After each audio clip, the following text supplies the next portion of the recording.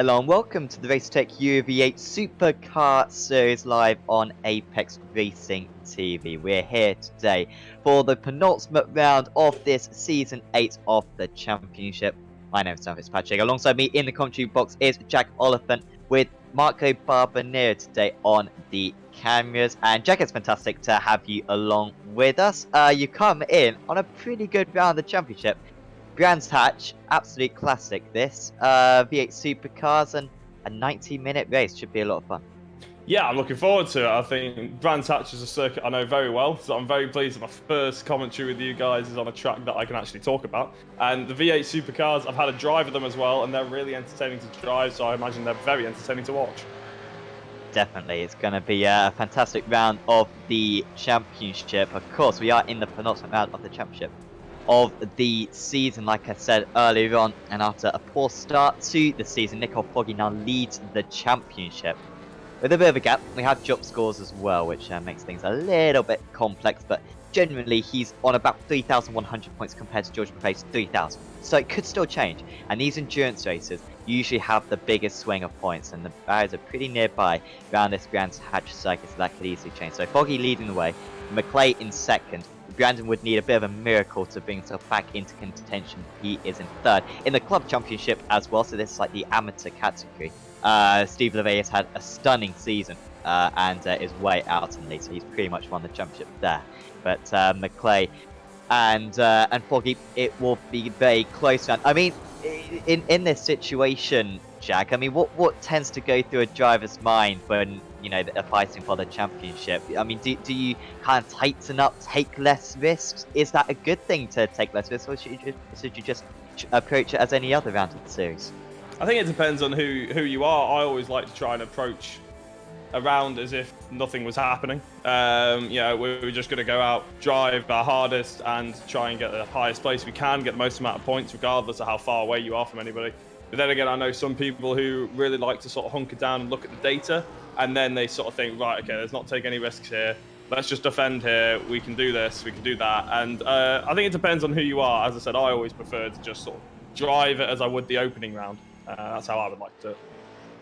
Yeah, going to be absolutely fascinating to see what tactic these drivers take into this round of the championship. Of course, 90 minutes of racing coming up. This is one of the few enduros, one of 3 enduros that we've had this season. And if Foggy needed any more help besides the momentum he's coming into this round of the championship, he has won the previous 2 with a crushing drive, an absolutely crushing drive, where he won by over a minute back at the Nordschleife. And then he also won quite comfortably as well at Bathurst. And at the moment, he is top of the standings. Quarter of a second clear of his teammate Johnny Brandon, marking Namella there in 3rd position. So it's looking extremely good for him at the moment. You said, Jack, that you know quite a bit around the circuit. I mean, what would you say in the qualifying session? Are there any kind of corners or elements of this circuit where you'd say maybe drivers can pick up a 10th or a second, or is particularly difficult to nail at any corners around this circuit in a qualifying? Well, I think Brands Hatch is a driver's favourite circuit for a lot of reasons, one of which is because no corner is particularly easy or conventional.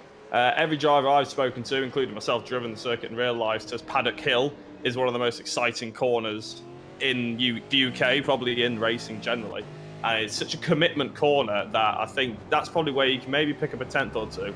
Foggy, by the looks of it, isn't holding back, but the potentially maybe half a 10th, he's just holding back on Paddock Hill maybe. If you really throw the car in and get it rotated, you can really get a clean exit, get on the power early up to Druids, and from then on you're sort of keeping it tight until you get, as we're watching on board here, not on board, as we're watching to the GP circuit. Again, 3 commitment corners. It's all about being brave and just putting it all on the line. Yeah, certainly commitment's going to be the name of the game, I imagine, today. And you can see the wall so close to the tyre model as well. With this grass, it's so tricky. If you just dip a wheel onto the grass, it was tricky beforehand, but even more so now, and it's going to be very tricky to overtake as well. So one of the most important qualifying sessions we're going to have all season long. You can see top of the club judge is currently Lavelli up there in 7th place. But we're currently watching... who are we currently? We're watching Dane Baird, of course, with that fantastic livery. Made his debut last time out at Silverstone. Did a pretty good job. We thought he set the fastest 3rd sector at one point. That wasn't true. But besides that, it was a very good day for him. Nikolai Bogotayev as well approaching the line. And plenty of personal bests. You can see an insane excess of sectors around this circuit. You know, it's only a 1 minute 23 lap, but we need a lot of sectors for some sort of reason. So we've got 6 around this circuit. So apologies that is crowding your timing screen. We can also see Michael Namella there in 3rd position. He's 3/1000ths of a second ahead of George McClay, but well, that could be a big difference, 3rd and 4th on the grid. Yeah, he's definitely thrown a spanner in the works by the looks of the championship, I would say. As you were reading out before, the 3 top drivers we're going to be looking at for championship is Foggy, Brandon and McClay, and Namella's come in and really thrown a spanner into it. So I'm sure he's pleased with the time he's done. I mean, you'd probably like a bit of a bigger gap to McClay and maybe even trying to challenge on Brandon. But by the looks of it, I think we're on board with him now. He's got this car sort of hooked up just the way he likes it by the looks of it. Dane Bears has put another purple sector. What on earth is going on here? Where is Dane Bears? Is that a purple sector? It's not a purple sector. I don't know what's going on with Dane. He's absolutely hacked the timing scheme. What is this man? Absolutely disgraceful scenes from Dane Bears. That second sector was about a second slower than the best second sector, and yet for some reason it comes out. Oh, Marco, I'll bring you in here. Any ideas why on earth that could happen? I have absolutely no idea. It's starting to get suspicious, because 2 race weeks in a row that this has happened. So I don't know. Maybe he's corrupting Pascal and the guys at STK Gaming, you know. So, but we'll have to have a chat with him after the race. I mean, it's Apex Racing TV who take the bribes usually, so I wouldn't be totally surprised, but it's still remarkable that Baird's done that again. Anyway, all the times that come in, Namella and McClay failed to improve on their last laps. We've also got Kip Stevens out here, however, he crossed the line afterwards. He's now setting fastest sectors. I might go out for a jog, and I'll probably set the fastest second sector at this rate. And the fastest third sector. What is going on with Kip here? I mean, no offense to Kip, I don't think they are especially good sectors, but well, there you go. He'll be starting in 20th place for this race as we are starting to grid up then for this 90-minute race at Brands Hatch. And on pole position, once again, it's going to be the Scottish driver, Nicole Foggy. Johnny Brandon in 2nd place, not Michael Namella in 3rd. How could he jeopardise George McClay's life today? In fact, Namella did improve on his last lap time, but not by a whole lot. So they're on the 2nd round to go. Then it's Richard Alsop and Richard Warmingham. Jamie McKnight is ahead of the top club driver, Steve Lavelli. Then it's Wayne Sanderson, Jamie Wilson, Lane O'Connor, Tyler Newitt, Anthony Woodward, Adam Wright, who I believe might be in his debut, Nikolai Bogotayev, Jamie Jeffrey, Andrew Hoffman, Dane Baird, Dominic Story, Kip Stevens, and then the drivers who didn't set qualifying times, and a couple of these are really quick. Tony Klusman, Chris Jackson, the 2 never quit racing drivers. And then Sam Beesham and Clyde Whiting rounding out the order. As we've only got a couple more drivers to get onto the grid, actually. So we're just waiting as Nicole Foggy does take to the grid now. All the front runners have got to the grid, despite the fact that they're usually the ones who hold up proceedings slightly. Just waiting for Andrew Hoffman in 17th place, along with Jamie McKnight in 7th place. But it's not a long run down into turn 1. What will Brandon's tactics be potentially against his teammate? Will he dare to go for a move, jeopardise his championship? As in fact, everyone is on the grid. And the lights for the penultimate time this season will come on at Brands Hatch. And away we go. Foggy with a decent start. Good start from Namella, seeming trying to pressure the top 2 drivers. However, nothing's going to come for it seemingly. McClay can't get past Namella down on the run to turn 1. Good start for Warren to get past Alsop as Foggy just positions his car in the middle circuit. McClay trying to get down the inside of Namella. He's nearly made this one. In fact, he might make this one with a really tight line. Warming's off the circuit after a good launch. He's been shoved off the circuit, it seems, at turn 2. Has McClay been able to make this move stick? Not yet. However, he's coming back again down the inside, but it's not quite happening for him. And perhaps this is his best chance and the chance that he needs to take if he's going to be able to challenge the top 2 in this race. But Namella holding strong so far. Yeah, McClay's definitely going to have to try and make a move early doors, as Brandon and Foggy look like they're holding each other up with a bit of fighting as well, as we see a driver buzzing, just trying to get back onto the track. Unfortunately for him, he's had a bit of an opening lap incident, but as we can see here, a couple of drivers getting turned around there, unfortunately, and yeah, we don't like to see that, but hopefully they'll get back on and continue the race. Yeah, a couple of separate incidents on that occasion. Dame Baird, I think, getting into Nikolai Bogotyrev.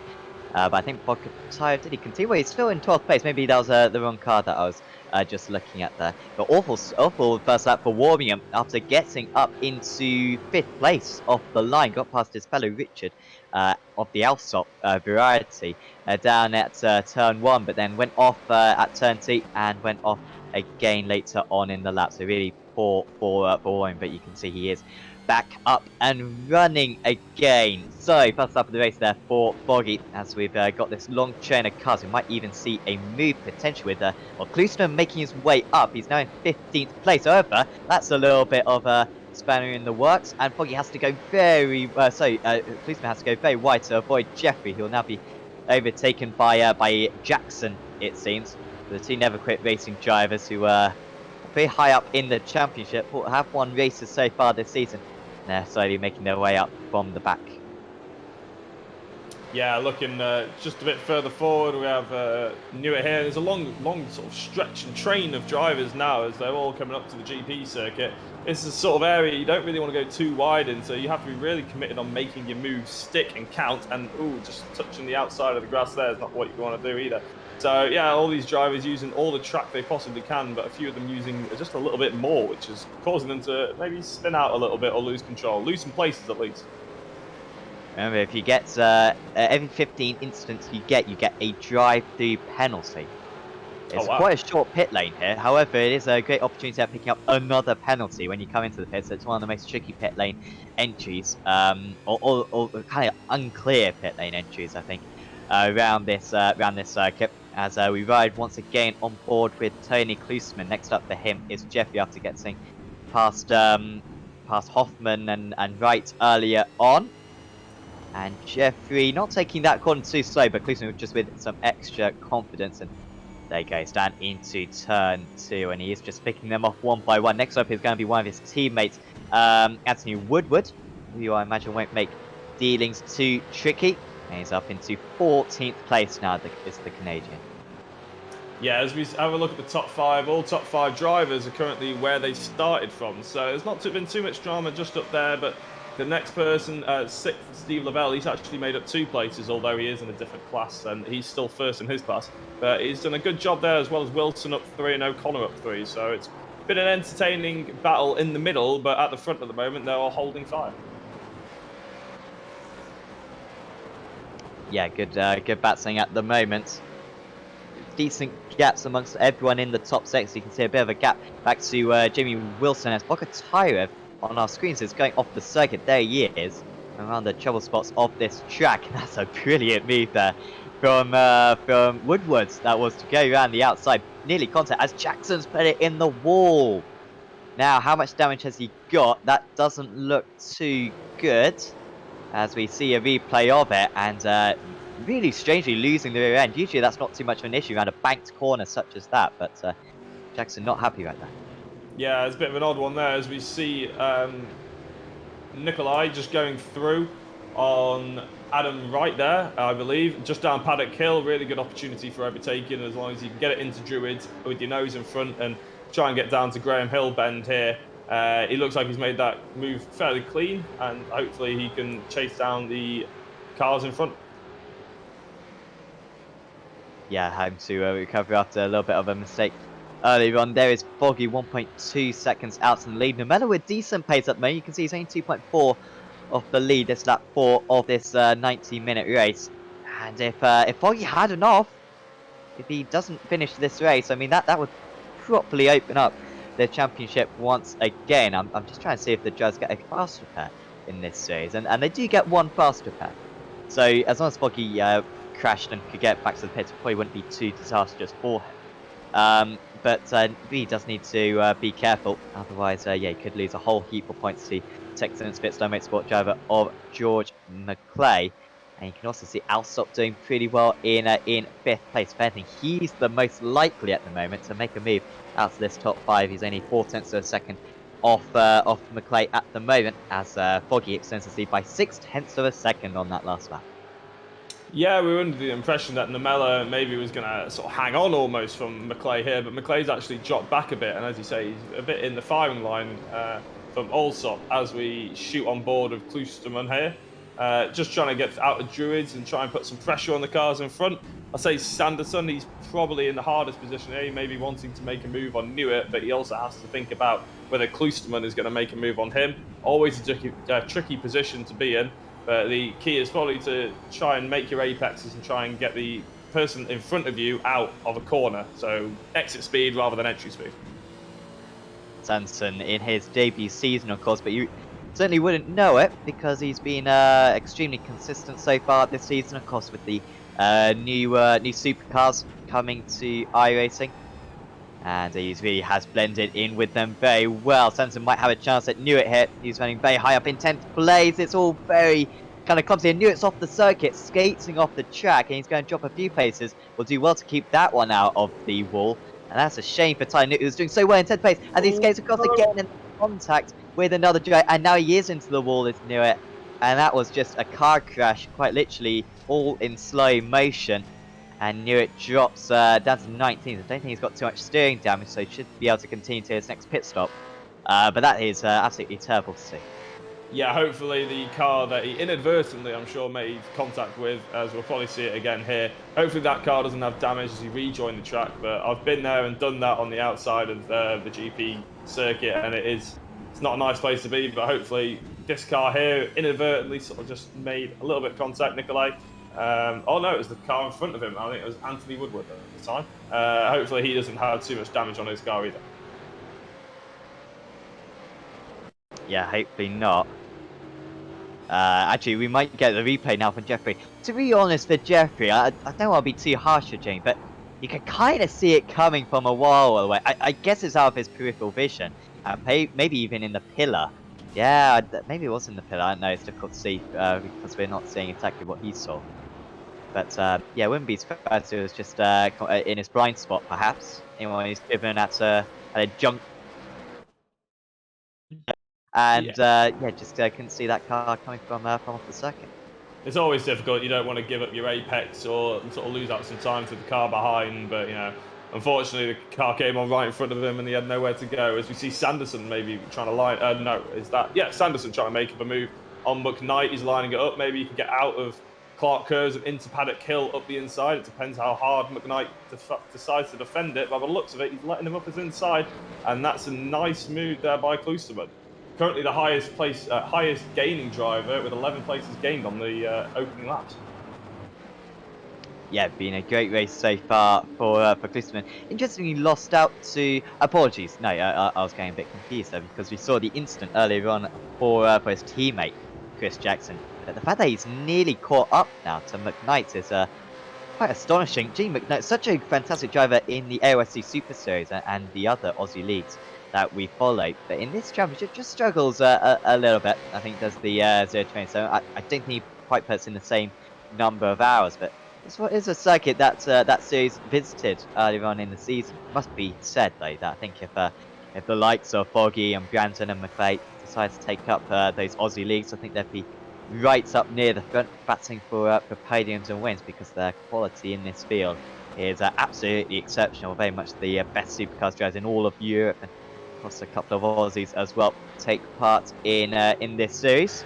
But no, plenty of beginners as well, which is great to see. So Klosterman now 16 seconds off the lead after having to make his way up. Dane Baird is now off the second.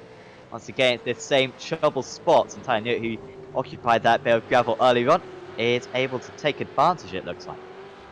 Yeah, by the looks of it, he's not. The SDK timing has not been taken in the drive since, because he hasn't got any more purple times, but he won't be getting any more purple times with offs like that. As we've seen, is he struggling to keep the car going straight at that point? It looked like he was heading into the pit wall, but maybe he's just trying to line up a move to try and get that place back off Newitt here.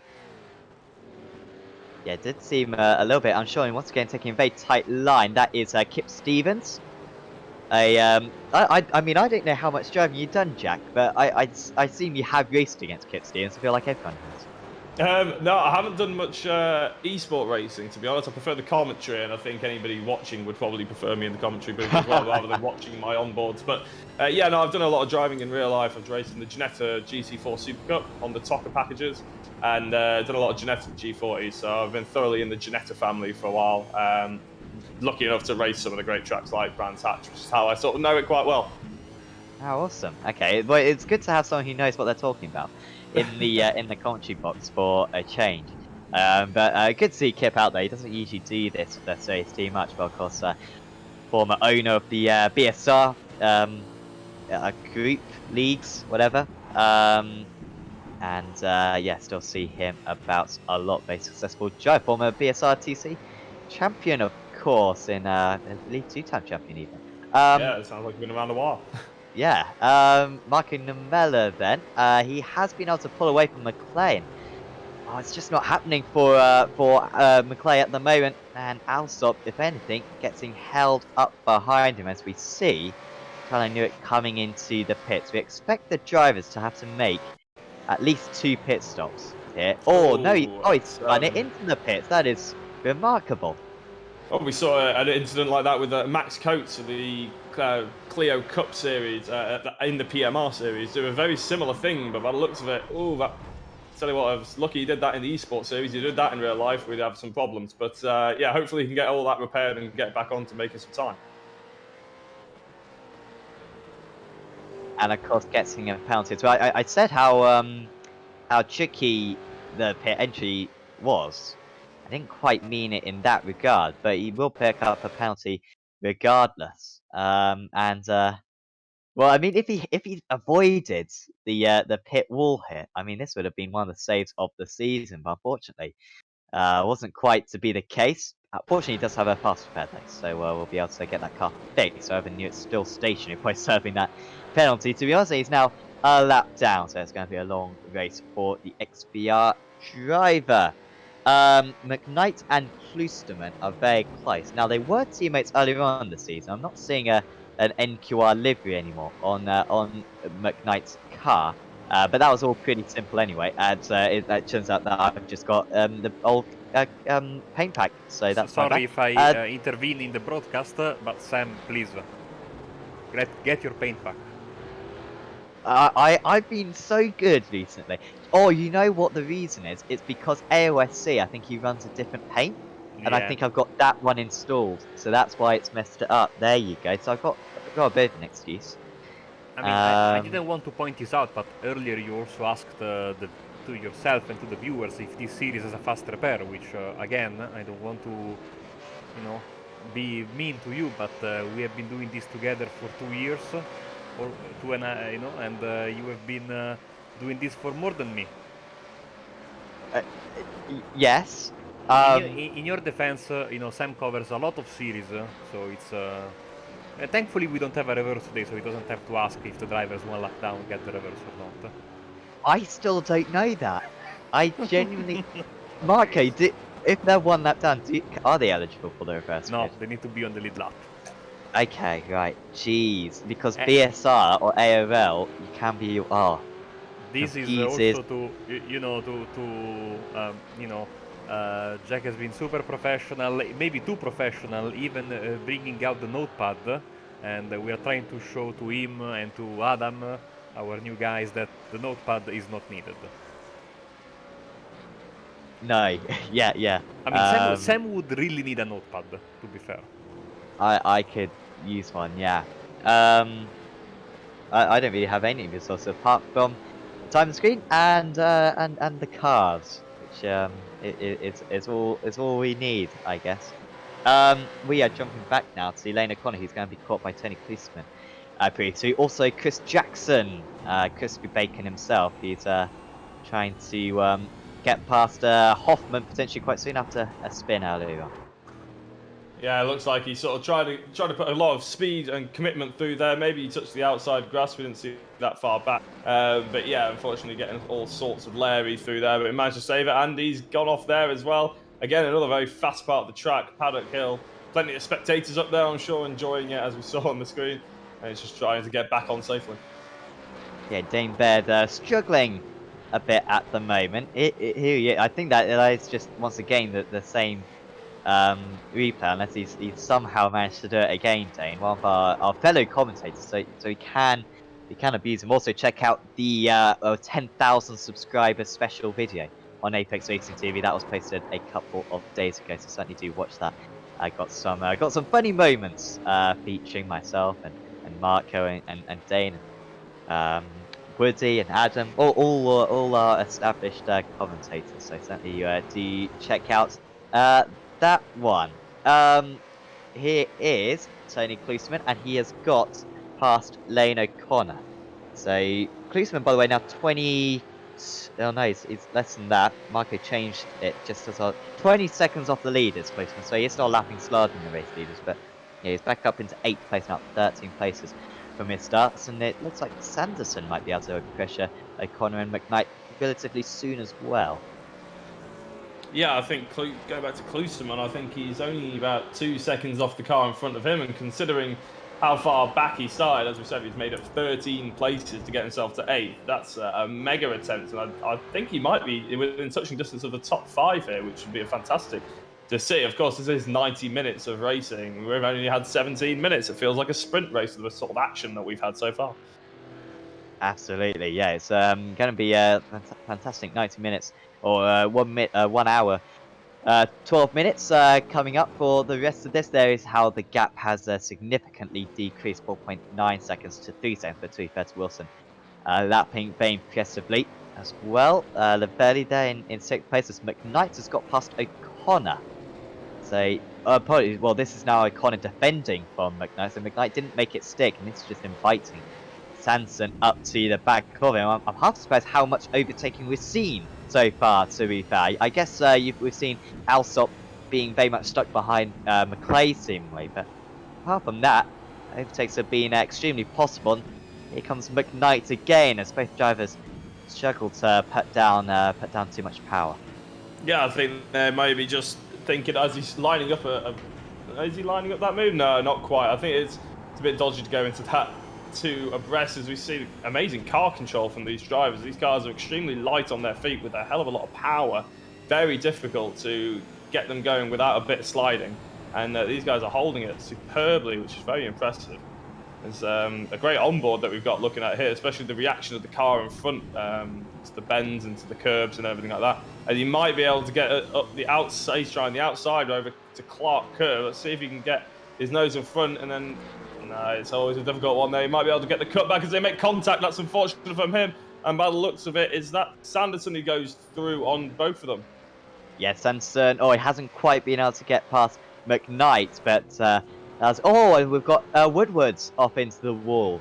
He was running much higher than this earlier on. A little bit dangerous as well, trying to get back going. We'll try to find out what happened to Woodward. Oh, he's made contact with who's that Bogatyrev? It was Bogatyrev, alright.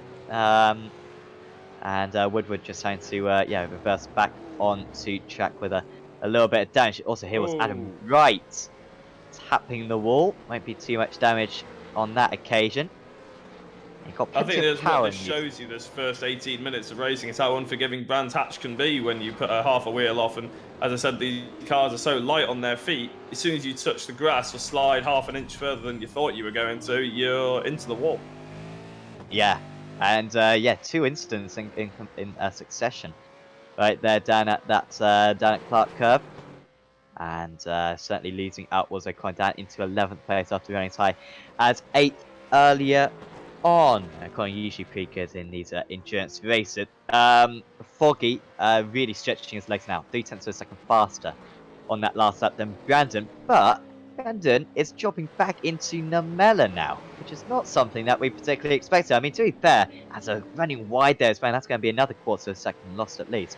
Namella and Racecraft Esports being very strong. Namella really should have won back at Suzuka.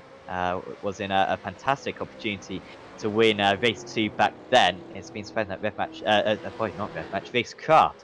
have not won a race so far this season, but this one a very strong showing so far, and Namella taking 10th to a second out on each lap at the moment.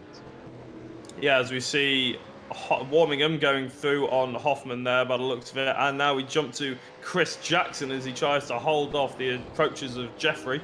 Really, we've seen a lot of battles in this midfield, and as you were saying before, I think maybe Foggy, he's managed to get away with, well, I say get away with, driven an astonishingly good race so far. But Brandon, Namella, McClay, and Allsop could all of a sudden be in a 4-car battle for second, which would be fantastic to see. As we see Lamella, he's right up the back, almost in the gearbox of Brandon, and within a couple of laps, I'm sure this will be turning out to be a very exciting race. Just wondering how long we're going to be able to go on fuel for this race. So I'll bring back Marco Barbonet, because Marco, I've genuinely forgotten. How many stops do we usually get in these? Is it 1 or 2 stops? Now this should is be one station. This is dirty because you know that I'm terrible at strategy, and you're trying to get back at me for what happened earlier. Jack doesn't know this, but we have had a secret informer for many years in the Euro V8 paddock, and he would tell us the strategies. But he has been quiet for the past like two months, I think. So yeah, I would say 2 stops for this one. 1 stop seems to be a bit. I mean, unless they can stretch it out to 45 minutes, which could be possible.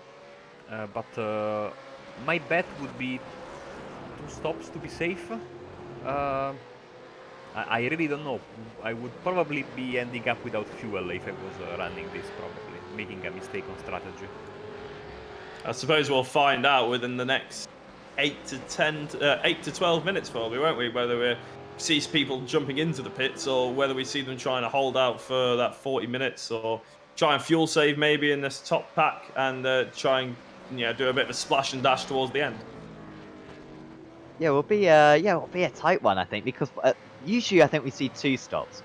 This is a very low fuel consumption circuit. It's such a slow circuit that I imagine that they might be able to edge it out to a 1-stopper, but no one is obviously no one is clearly fuel saving. Any drivers who have an idea, let us know in the YouTube chat. Unfortunately, no one has retired yet, so we can't really give any information from those guys who are now sitting on the benches. Whiting versus Warmingham. Warmingham coming back. That's a lot of understeer for a lot of oversteer and understeer, I think, for Warmingham, and he couldn't make it stick. Whiting stays ahead. We had one retirement. Sorry, Jack. It's Dane Baird who's already boasting in the chat about his purple sector. Should we tell him that Kip Stevens got 2 of them? After the qualifying was done. Yeah. Stevens managed to do that, which I think is more impressive. Yeah, as we see Rich Warmingham now, he was attempting to make that move at Paddock Hill, but I think he was just, unfortunately, the angle of the car is everything going into Paddock Hill, and he sort of took it a bit too narrow, was aiming a bit too straight, and that's why he understeered so heavily compared to, I believe that's Whiting just ahead of him. But they're in separate classes, actually, so arguably it's just for position overall. But in terms of points scored, you guys will know better than me. Is this a bit of a null fight? Is this, if Warmingham gets past Whiting, does he score any more points? He will score some more points, to be fair. It is done on overall standings rather than divided. As we've seen an off for Hoffman, who makes his name very clear by his rear wing. So yeah, and it's I think it's 15 points between each position. So it's a very linear scale in the Euro V8 Supercar series, where the top driver gets 450 points, and then second 435, and then 420, and that's the amount of maths I'm willing to do this year. That is how it kind of stands. So if you do get a really poor result, then it can cost you a lot of points in relation to others. Hence why Foggy cannot afford have a bad race today after a couple of awful rounds to start off the season. Namella now is in within 4/10 of a second on that last lap. He took 2/10 of a second out. I think on this lap they're pretty much going to be matching one another. Foggy with a 24.9, Granton 25.2, and Namella 1/100th slower, another 25.2. McClay closing by 2/10 of a second just behind them. So they are starting to close up a little bit more. I mean, when you kind of ride on board, you can't think, well, how are you meant to overtake around this circuit? It looks impossible with the lack of straights. Yeah, it's definitely a circuit where you like this move we're looking at here by Klosterman on Wilson. If you can manage to get that done, he'll be on the outside for Graham Hill Bend, but it's certainly a circuit that you have to line up the move 2 corners before. By the looks of it here, Klosterman's now trying to line up the move from Graham Hill Bend down to Surtees, and he still can't quite manage it. But maybe Wilson outbroke himself there, but he's managed to keep it on the track and got a clean exit here.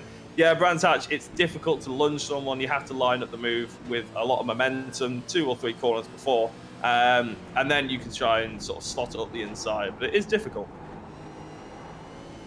Yeah, it sure is. And at the moment, it's not quite yielded an overtake for Marco Namella, but I imagine he'll be quite happy in 3rd place. He is only 7 seconds off the lead. Klosterman now 25 seconds off the lead.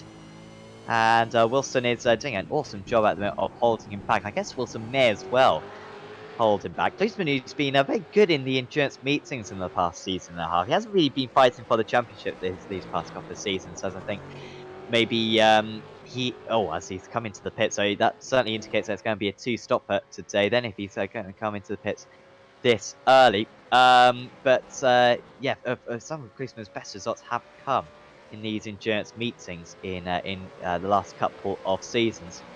And so it's a little bit of a shame they didn't take part in qualifying. Otherwise I think it'd be much further up, potentially even in that battle for the podium. Yeah, and as we're seeing, our answer to whether it's a 1-stop or 2-stop race, by the looks of it, it will probably be a 2-stop. And it's going to be very interesting to see how the leaders play it, who's going to try maybe an undercut. You guys know better than me again. Do they change tyres? I saw them getting propped up. I believe they probably do. Yes, so the tyres and fuel are done simultaneously, so pretty much there's no loss. Oh, as we see Foggy has a little bit of an off. We'll take a screenshot of that because we don't see a mistake like that too much. He slipped a wheel onto the grass and, Foggy, driving smart, kind of turns out of the corner, knows that's much better to under-rotate through the corner than over-rotate, and just has a small excursion right there. Yeah, it's going to be interesting to see how that affected his last lap time as well, how much time he lost, because he's clearly about 6 seconds still ahead of Brandon, so clearly not that much. Lucky for him, he had such a, well, I say lucky again, as if it's pure luck how the gap he's brought out here, but it's pure skill, we all can see that. But luckily for him, he only lost about a second. Yes, not bad for Nicole Foggy. Cap still up at 6.1 seconds at the moment, but to show you how close how close North is around this track. Here comes Jay McKnight now, another driver to come into the pit. So nearly at the halfway mark. So it will be a comfortable 2-stop stretch to do this. I'm surprised that no one is fuel saving and trying to make a 1-stop. I wouldn't think that it'd be too far away, but I think everyone wants to keep their foot on the gas. Maybe we'll see someone fuel saving and go to minute 45 and pull a 1-stop. We'll have to wait a little bit longer to find out if that's going to be the case, as Namella once again closes in around this kind of right-handed section of the circuit. I believe 5 of them in a row, and none of them though close enough for an overtake, and the gap's just maintaining at 4.5 tenths of a second for the past few tours. Yeah, and I believe I learned something the other day while watching commentators on a Nürburgring endurance event. It's fuel. As we see, Brandon jumps into the pits, but Namella stays out. So we'll see if, as the driver behind McClay, he has a big moment going into the pits. But we'll see whether the undercut has any factor here, or whether Namella, can manage to actually. Oh, that was That's a penalty, big penalty. Yeah, big slide. Yeah, Marco's absolutely right, and just cutting the line far too close there. McClay, it almost seemed like a late decision to come to the pits. I mean, maybe it's not a penalty, but I do trust the Italian on this case, because when it comes to bad pit strategy, as an Italian, you ought to be an absolute expert on the front. And I am the McLeod king. staying stationary. Yeah. I am the king Yep. of bad You're decisions. so right. You're so So right, I got Marco. the Well done. strategies right to stop her, and I got the penalty right. I mean, poor Giorgio. I'm very, very sorry for him, but this is going to be a heck of a comeback he has to do if he wants to come back in the good points paying positions. And I think he's that's. sorry. I was just going to say, I think Foggy's going to be very pleased to see McLeod falling down the order in terms of championship, I'm sure. And even Brandon, I'm sure he's sort of quite surprised and relieved. Maybe he can get himself back up to second. So McLeod, we think, was a while away. I think. I mean, I think if you hit the green bit, then that's a penalty. I think he sped as well on pit entry, so he was stationary. Was McLeod 4? I'm struggling to even find where he is in the order. There he is. Thanks, Marco. 1 minute 8. So that was a 40-second longer penalty. 40-second longer pit stop than normal. That's massive. That's half a lap that he's lost. In fact, when he was coming out of the pits, Poggy was coming into the pits. So miles behind now is McLeod. He'll be outside the top 10 once the pit stops are complete. And oh, absolutely disastrous. Jackson, who's also made his pit stop, I believe he's now ahead is Jackson now. What is absolutely terrible for second place in the championship, as his championship does ebb away. Going Foggy into the pits then and comes out in 5th place. No worries for him. So now Marco Nomella and Richard Alsop lead this race. Yeah, it's thrown some spanner in the works there in terms of championship for McLeod, but what we can probably promise you now is the fact that George McLeod will definitely be trying to push his way up the order and hopefully provide us with some entertaining overtaking, and with some hopefully similar to Kloosterman has done over the course of this race. Him and Kloosterman are probably the ones to keep an eye out on. Yeah, I think so. There's plenty of overtakes for McLeod still to be made. He's got fresh tyres, but bad news for him. He's got Nomella, the race leader, just in front of him. So I doubt he'd want to unlap himself. That would be very tricky to do anyway, to pass Nomella, who's on a much older tyre. So McLeod should have a comfortable pace advantage, but it doesn't seem like it's going to happen for him at the moment. Meanwhile, Jamie Wilson is into the pits. He's actually abiding by the pit lane lines. Who on earth does that? And instead of cuts in the pit lane, he's actually elongated the pit lane slightly. He does now become stationary, and that will he still be ahead of Kloosterman? I guess Kloosterman had a 26-second pit stop. I think Kloosterman will be able to get ahead because he had the fresh tyres and also be a bit faster anyway should the Never Quit Racing driver. Wilson is still stationary at the moment, up to 27.8 seconds, so a little bit longer stationary, and Kloosterman comfortably jumps in the pit stop. So Kloosterman will be up to 5th place, I believe, when all the or at least 6th place once the pit stops are complete. Yeah, it's been a good race for Kloosterman, and the best thing about it all is he's kept it clean, no damage, no penalties or anything like that. So a really impressive drive from him. As we see Nomella jump into the pits now, and Alsop takes the lead of the race, and Alsop jumps into the pits as well. So Steve Lavelle will likely be jumping into the pits as well, but we could see the AM class, arguably, driver leading the race overall for a short time. As he jumps into the pits as well, as I say that. Well, he was clearly listening to the commentary. This is Nomella, and Marco a little bit suspicious here of whether he's cut the line. Alsop, apologies. Has he crossed the line, perhaps? Well, he's now stationary as Alsop, and we'll see if he is going to be stationary for a bit longer. Foggy sets the fastest first sector of anyone, by the way. He's already coming around the final corner. He's so far ahead is Nicole Foggy. Alsop is... Oh, I'm thinking for Alsop here. 28 seconds. Marco, you've done it again. Oh, no, he hasn't done it again. No, Marco was wrong. Sorry, I can't believe I just said Marco was right. He was obviously wrong. And Alsop will stay tuned for 30 seconds, which is a strange amount of time. That is a bit longer than everyone else. So maybe taking a bit more fuel for this next stint. That's the only thing I can imagine is the case. Alsop then behind Grant, but Nomella is ahead of Brandon. So Namella didn't take much fuel.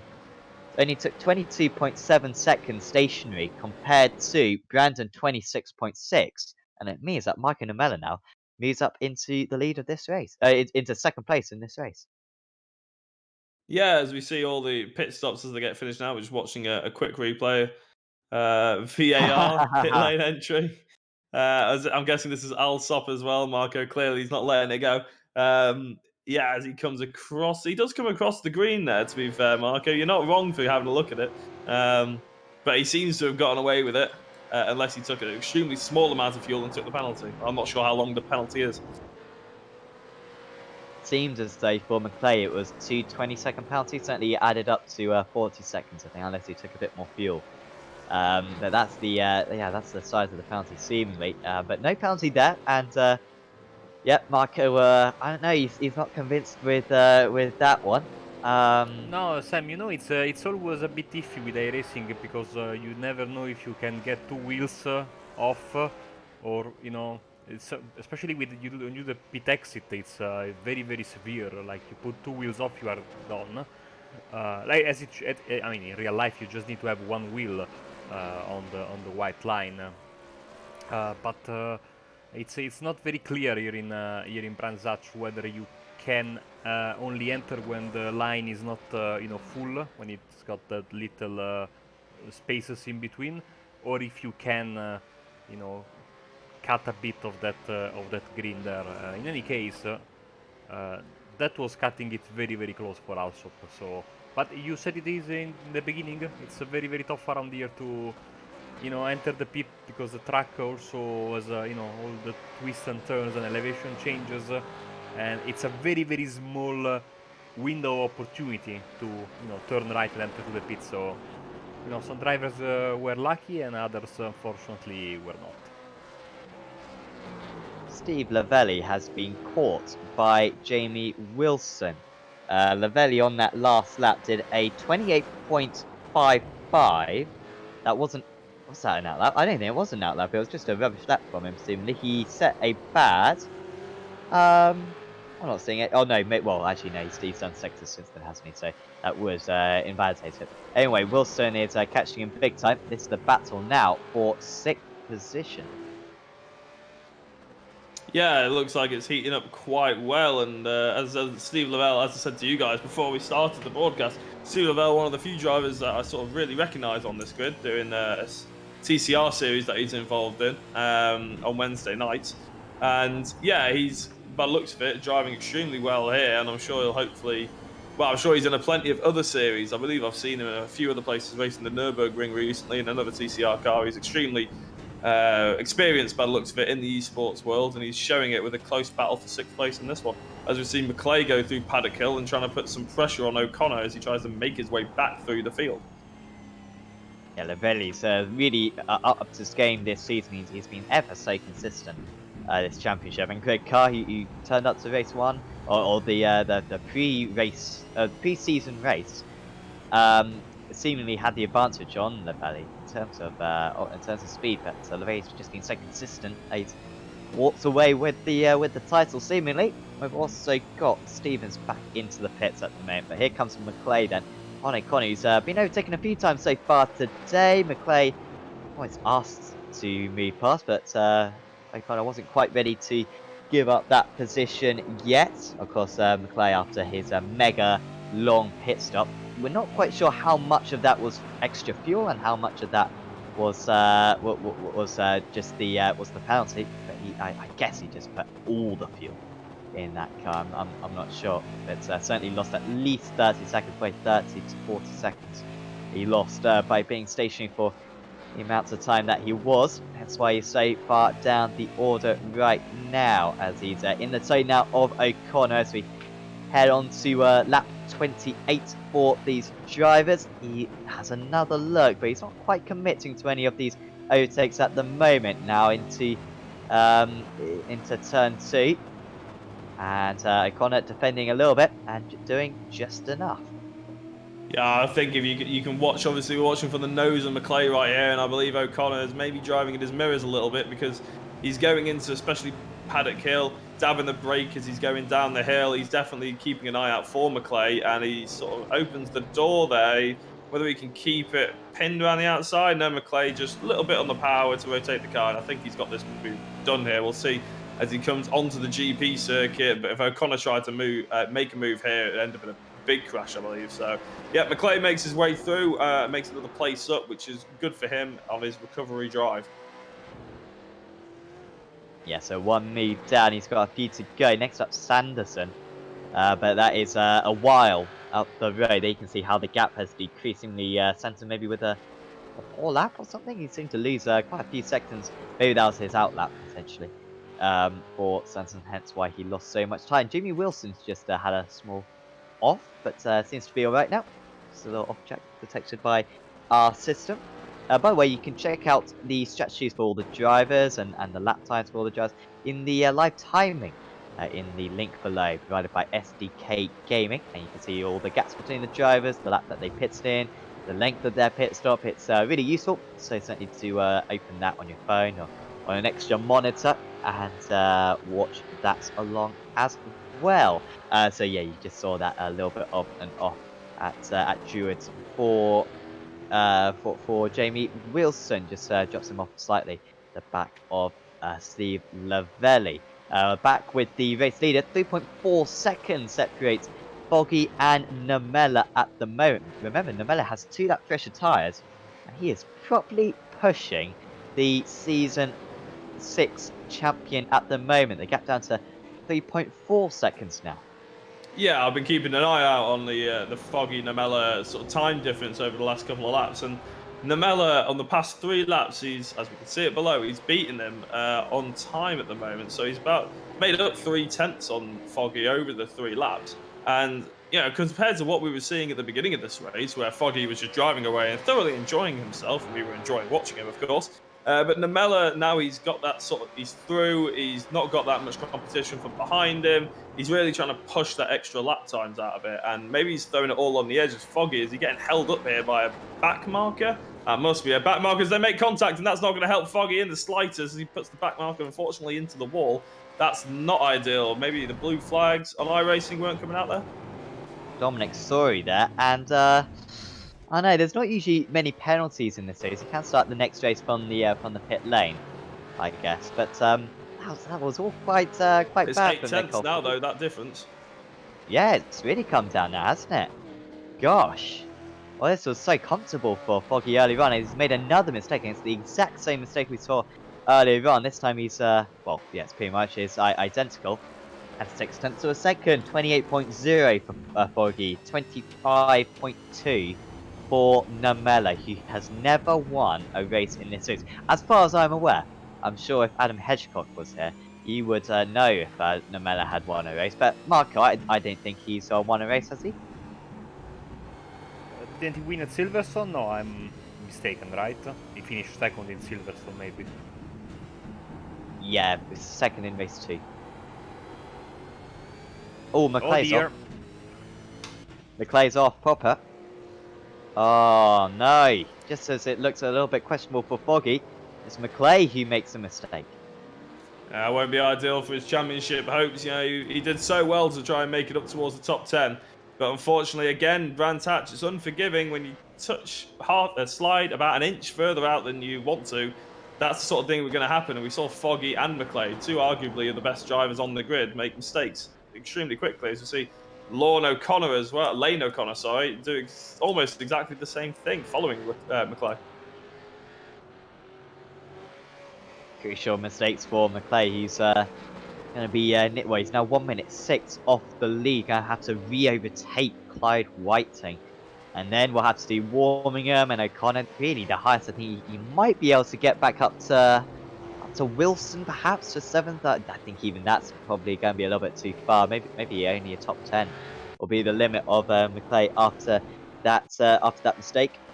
Here is McKnight, who's also made a mistake. It's the same corner every single time. And it's the corner that I struggle with most, but not usually on corner entry. I usually run it too quick through the corner and then dip a wheel onto the grass on the exit and spin the car around. But so far today, it's been the corner entry which has caught drivers out. Yeah, I mean, I tend to have the problem on the exit as well in real life, which is always fun when you're traveling at like 80 miles an hour or something like that. But yeah, Brands Hatch is full of corners where you have to pitch the car in and get the angle of the car pointing into the corner as you hit the brakes. And as you can see on this GP loop here, as we follow these two guys, coming up to the corner here is where all the problems are. And you have to pitch the car right as you hit the brakes in a straight line. It's a continual right. And then they're pitching the car in and hitting that curb. It's really easy to go all the way left and then just, as you're pitching the car right, just touch the grass. And that's what we've seen Nicole Foggy and everybody doing. They're just trying to use as much track as they possibly can and just touching the grass, which obviously with these cars, very slippery, ending badly. Yeah, it's such a tricky situation that there's barely any straights around this circuit, and that's certainly what you're talking about there with the having to line up the car for the braking areas. Here is McClay then had to get past White. I think this is the first time he's had to get past Whiting, to be fair. I think he was always ahead of Whiting even after his long pit stop, but he's going to have to move back up into 13th position. Even if Foggy did retire from this race, that the amount of points that McClay is going to get would not be nearly enough to re-overtake Foggy. And also, of course, the incidents. We haven't seen any drive-throughs, I believe, so far for any drivers. But once you get 15 incidents, then that will be a penalty for you. As McClay, once again, looking down the inside of his rival. Maybe the final corner into Clark Curve might be the best opportunity. However, to be fair to Whiting, he's got that Apex Racing TV logo on the back of that car. And scientists do know that that does repel any attack from behind, and certainly is happening at the moment for him. They just cannot get past once again in the tow, despite it being very weak in this cut. Now this is going to be his best chance into turn 2 perhaps, but a little bit slow just from the corner exit there for McClay, and yeah, nothing's happening. They've got 2 seconds or 3 seconds further up to Richard Warmingham as well. Yeah, Whiting here doing a good job of holding him up, whether he's trying to be defensive or not. It might be being a bit harsh here, but by the looks of it, Whiting's sort of, again, driving in his mirrors a little bit. He's not sure whether he's trying to defend or hit his apexes or try and get a clean exit.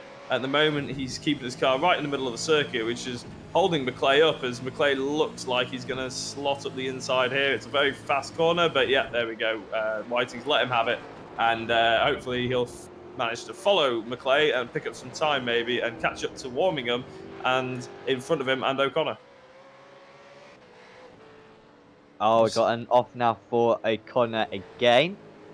He's already had an off at that very corner. O'Connor, he started brilliantly. Remember, he was up in he was ahead of Wilson, I think, at one point was O'Connor, but no, that was quite a far away from that. Now is O'Connor struggling a little bit in this second set of the race as Warmingham has a big off, and that was nearly into the pit wall. That's Stevens trying to unlap himself against Warmingham, and takes a very long route round, and McClay will catch up on the pair of them very easily.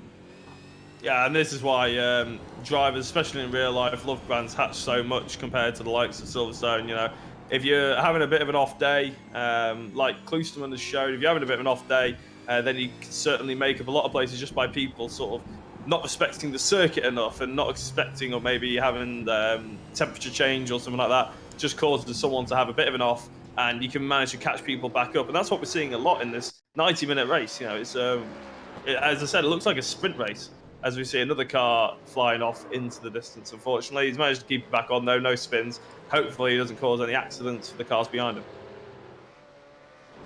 That was yeah, Woodward on that time. Out in the lead, by the way, it's up to 2 seconds again, the gap between Foggy and Lemur. So it did drop down to about 7/10, but you can see he's just edged that out. 31 and 32, much better for Foggy, and then Lemur's been able to match him pretty much in the last couple of tours, ever so consistent with that 24.5, 24.7, 24.6, and 24.6. Just that 28.0 when he got held up by the ASEA driver of Dominic Sori, and then also made contact with Sori. The only time that he really has gone off the boil so far in this race, now 8 seconds clear. The lonely Johnny Brandon in third place. Here is the 114 car, or the 714 car, sorry, of Richard Warmingham. This has actually cost him a position to Jamie Jeffrey right there. And also George McClay, I believe, gets him past quite recently, is Warmingham back to the pits. And is that his last pit stop, Warmingham? Hopefully we see him back out onto circuit. Yeah, it's going to be quite a long final stint, about 40 minutes. Yeah, I think what we're seeing as we ride on board with Foggy at the moment as well, as we see, is that McClay going through? I think that, well, he's now ahead, so I assume that was McClay going through. He's now up to 12th. If he can make the top 10, he'd be, I'm sure, not very happy, but happier than when he was off for that second time that we saw falling his way down to 14th. He's got about 3 seconds to catch on the car ahead, and I think he's got about 20 seconds to catch the car ahead of him. So it's going to be a difficult time to try and catch Sanderson to get into that top 10. But he's going to give it a go. And we've got we've got 39 minutes left of this race, including a pit stop. Hopefully he can get the entry right this time and he'll have a good, clean race to the end. Certainly will learn his lesson from earlier on, you'd hope at least. It's surprising that they messed it up by the amount he did. I mean, he was not even close to getting it within the pit entry lines was McClay, but I imagine he'll be very cautious on that front this time. So yeah, now 2 seconds, 24.7 compared to 24.8. So once again, remarkably close between these two drivers. I've been so impressed by Marco Namella in this race because, I mean, on occasion he's been able to race these top guys pretty hard. You know, he's kind of been best of the rest. I think Barcelona, he got a really good podium with a second place, I believe, in race 1 on that occasion, on proper pace.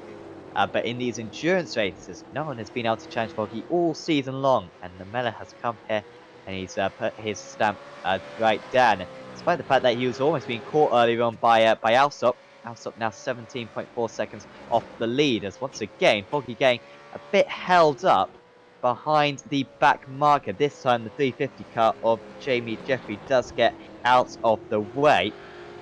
But Foggy once again losing maybe half a tenth to a tenth of a second. Right there, and he's made a mistake, Ooh. Foggy, and he's off the circuit again. Now, can Jeffrey get past? Jeffrey can't really move past. Now he does, and that's going to hold up Foggy even more. And Namella's right on him, and that's the third mistake now. From Foggy, he's off the circuit again. What's he even doing? Almost getting distracted by something else now. Is Foggy, and the gap's down to 3.5 tenths of a second. Yeah, this is going to be Namella's chance this lap if he's going to try and throw one up the inside. As we see a back marker coming out of the pits as well, that's going to be very interesting. There's 2 back markers now that Foggy has to negotiate, as he managed to do 1 out of default. And Namella also has to negotiate Jeffrey, as Jeffrey almost was a defensive line there as he went into the corner. But by the looks of it, Namella and Foggy, as Foggy gets his back end out a bit going out of Druid down into Graham Hill Bend. Namella trying to keep it clean, keep it tidy, and it's now gone from 3 tenths to 6 tenths in the space of 3 corners. Foggy is clearly the faster driver, but he keeps making mistakes on this endurance race. Now, with so much longer to go, you almost expect he's going to make another mistake at some point in this race. So as long as Namella's is close, surely the opportunity is going to arise from. The bad news for Namella, I think, is that he has got less fuel in the car. We expect him to come into the pit sooner than Foggy because he took 5 seconds less fuel at his pit stop than the XBR driver. So I imagine that's going to be a little bit of a downside for the Finnish driver. But apart from that, things are looking pretty good for him at the moment. He has got 2-lap pressure tyres, remember, and they're 7.4 seconds ahead of Brandon. McClay, meanwhile, has got past Lane O'Connor. That is the battle for 11th place. And McClay now up into, that's 11th place. He's got 20 seconds to catch up to Wayne Sanderson to get back into the top 10. As Namella on that last lap lost 3 tenths of a second. But Foggy will want to open up that gap once again to the 2 seconds he had it before, just in case he does have another small excursion.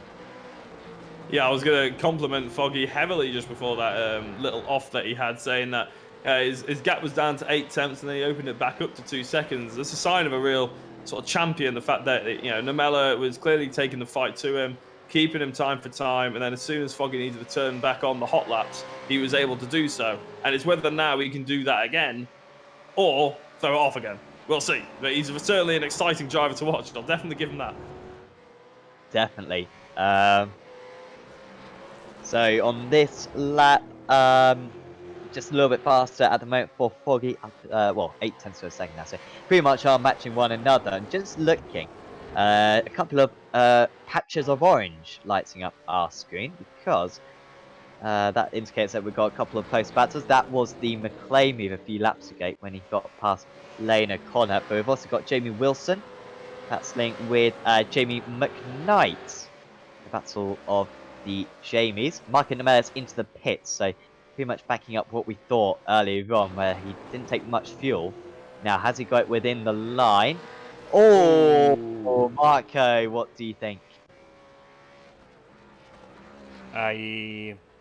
Well, the folks at home will decide. That's what they say in Italy when there's a controversial referee decision in football. To not anger the fans of either set of clubs, the Sky commentators usually say, you folks at home decide. In this case, you know, iRacing decide. I think he got it right. Barely. That's cutting it very, very close.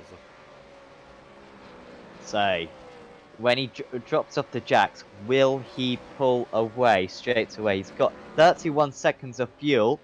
He needs to go. Oh, he's being held.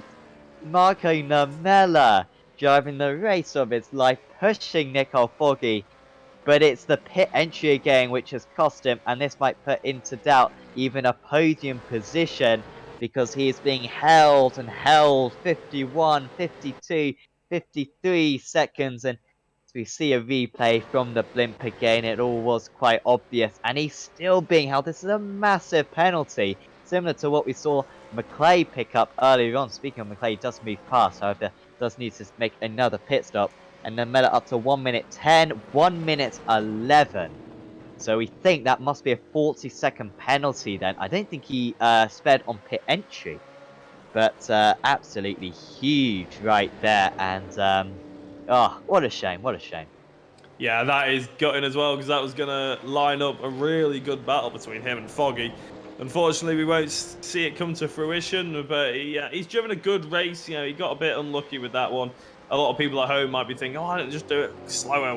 How hard can it be, sort of thing. You try getting the cars round in 123 round Brands Hatch GP in the V8. It's not as easy as it looks, and especially around Clark Curve, the cars really wash very wide. So try saying that quickly 5 times in a row. And unfortunately, it came up that he got a penalty. But you know, hopefully he'll do another fight back. He's got half an hour. Hopefully we'll see a good race from him. Yeah, just thinking, where will he come back out onto circuit? It's not going to be far off this battle, actually. Oh no, would it be that battle? Not sure. He'll be in like in 5th or 6th, I think. Around kind of Wilson and McKnight and Lavelli. So once those guys make their pit stops, which will be in a few laps' time, Klosterman into the pits. Klosterman will now be up into 4th place. Remember that he started down in 21st as Foggy. That's how you do the pit entry. Nice and secure. I'm assuming they hasn't sped on pit entry. He gets it down to the pit lane speed limit. Brandon, has he come into the pits just behind? No, Brandon will carry on to lead a lap. And so too will Richard Alsop. He's looking very good for a podium himself now. But Foggy, 10, 11, should be about 25 seconds stationary for Foggy with just over half an hour of the race to go.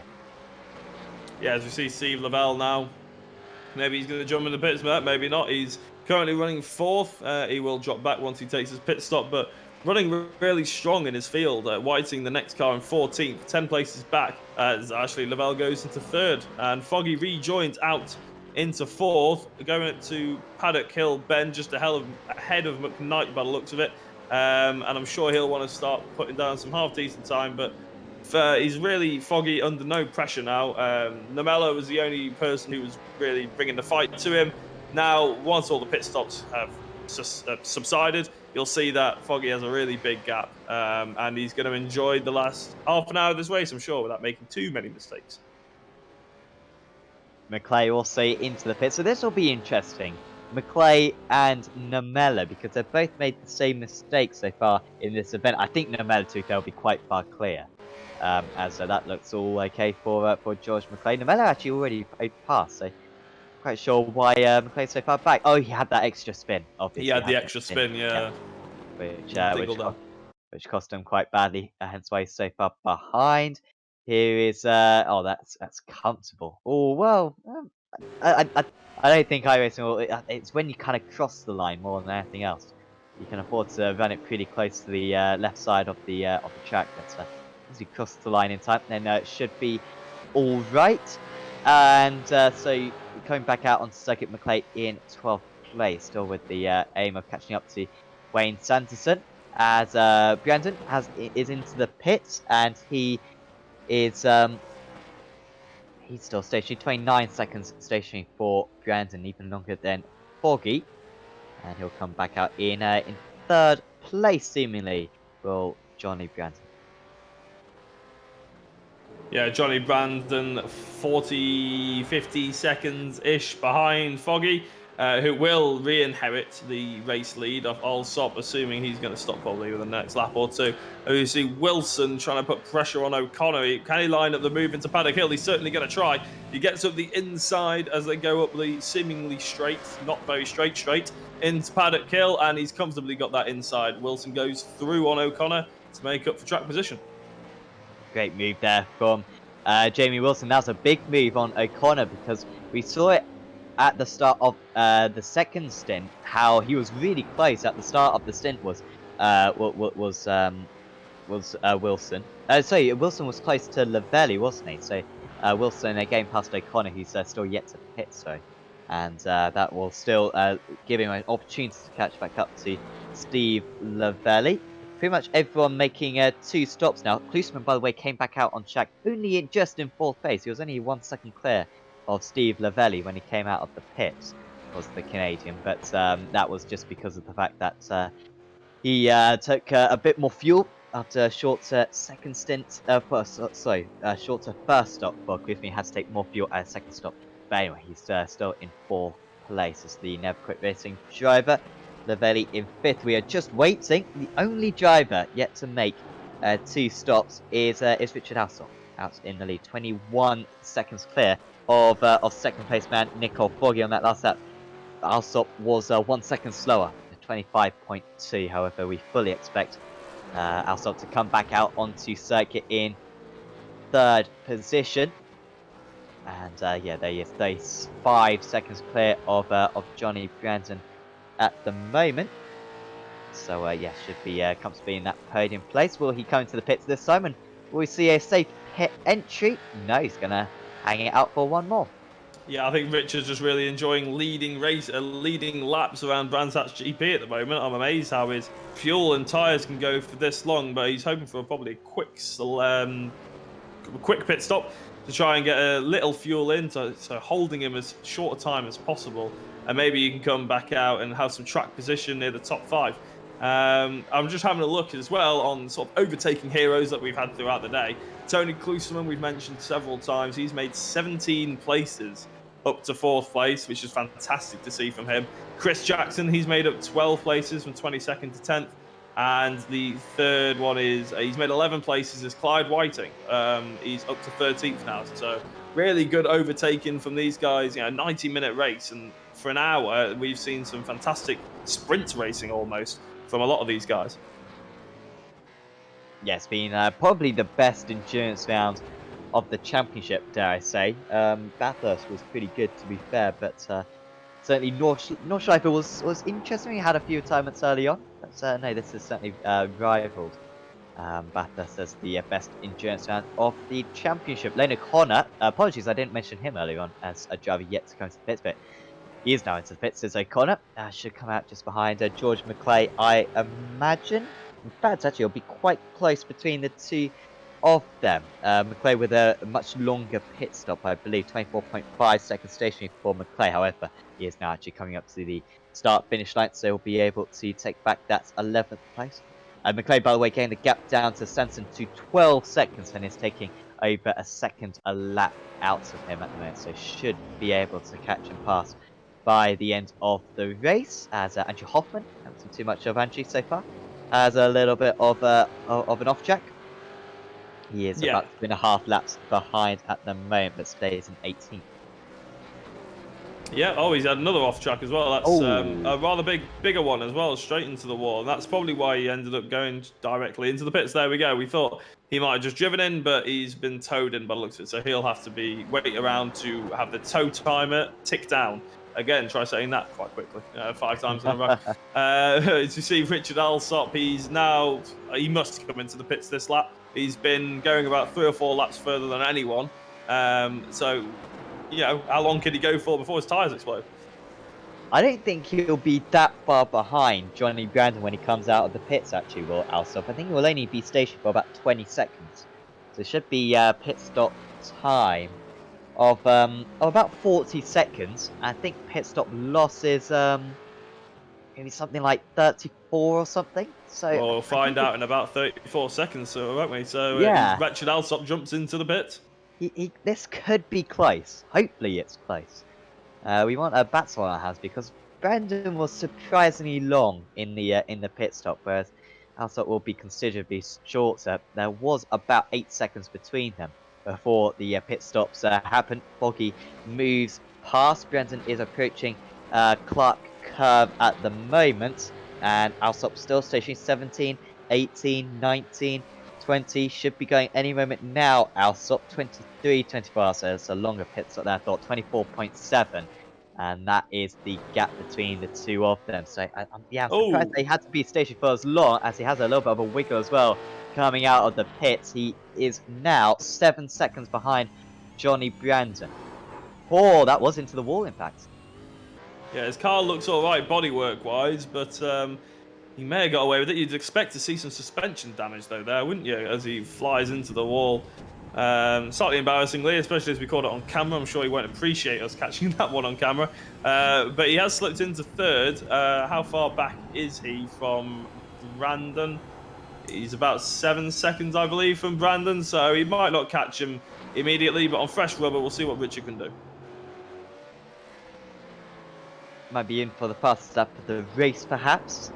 Richard. Currently, fastest lap is belonging to Nicole Foggy, 23.73. Alsop would need to improve on his lap time by about half a second in order to rival that. You can also see how fast Nomella has been in this race. McClay, quite a bit off actually. McClay, I thought he'd have a faster lap than that, but there he is in 11th place. Is George.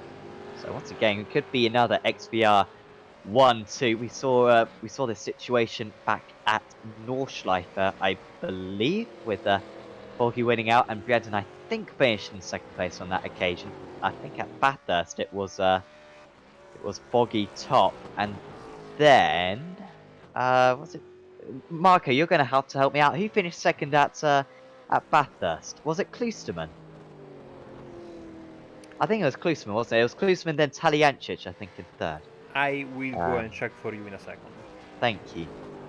Once again, the notepad would really be useful in this situation, where Adam has all his every driver's best result. It's mind-boggling that the pen and paper can be so effective nowadays. So there is Alsop, fastest first sector actually for Alsop just then. So we'll watch out for this lap for him. He's 16 seconds clear of Tony Klusterman. Lavelli staying pretty close to Klusterman actually in 4th and 5th places. Also potentially got a battle brewing between Jamie McKnight, Jamie Wilson, Jamie McKnight, and Marco Nomella. All those 3 drivers, only about 2.5 seconds between them at the moment. So, final results from Bathurst. The Enduro, Nicole Foggy won, Klusterman 2nd, Taliancic 3rd, McClay 4th, and Brandon 5th. Thank you for that. Absolutely nailed it there, Sam. Well done. I could have gone through all 20. No problem. Yeah, this 3-way battle here for 6th will probably be the most interesting battle we'll see coming up to the last 20 minutes. I think Foggy's pretty much got it wrapped up. It's whether Alsop can really put the pressure on Brandon, but I think 8 seconds back now is probably unlikely. Whereas the Klusterman, Lavelle, Wilson, McKnight, and Namella, this sort of train, we're hoping to see some little battles as we see Wilson lock up into Paddock Hill, and McKnight's gonna see that and really gonna try and pounce. As soon as they start battling, Namella's going to come into the mix. As soon as they start battling, Jackson's in the mix. So hopefully we'll have a really good last 20 minutes.